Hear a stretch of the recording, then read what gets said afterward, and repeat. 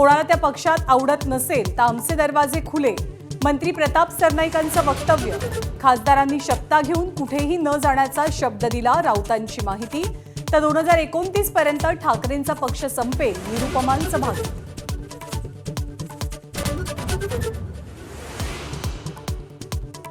धाराशिव, बीड, लातूर विधान परिषद निवडणुकीच्या मतदानापूर्वी भाजपची सावध भूमिका. नगरसेवकांना अलिबाग आणि गोव्याला पाठवलं. बीच आणि स्विमिंग पूलमध्ये नगरसेवकांची मौजमजा.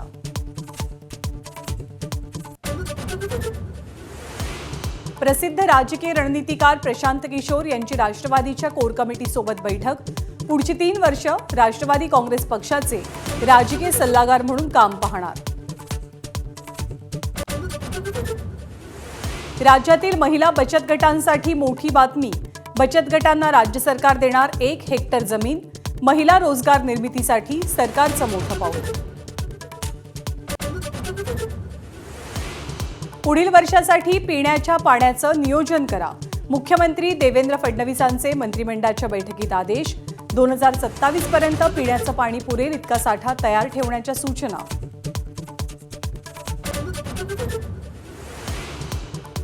मान्सून कोकण किनारपट्टीवरच रेंगाळला. पुणे हवामान खात्याची माहिती. पुढचे 4 ते 5 दिवस पावसाची चिन्ह नाहीत. समाधानकारक पाऊस झाल्याशिवाय पेरण्यांची घाई नको. सरकारचं आवाहन. 22 जूनपर्यंत भारतात टेलिग्रामवरती निर्बंध.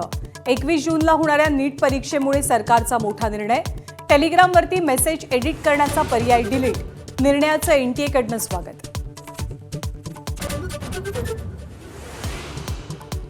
नागपुरात कॉकरोच जनता पार्टीचं आंदोलन. आंदोलनात पार्टीच्या समर्थकांचा मोठा सहभाग. केंद्रीय शिक्षण मंत्र्यांच्या राजीनाम्याची मागणी.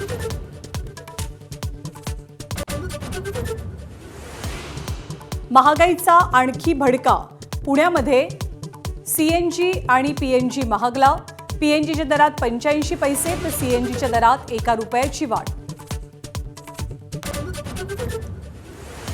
शेड्यूल के मधनं खोकल्याच्या औषधांना वगळलं.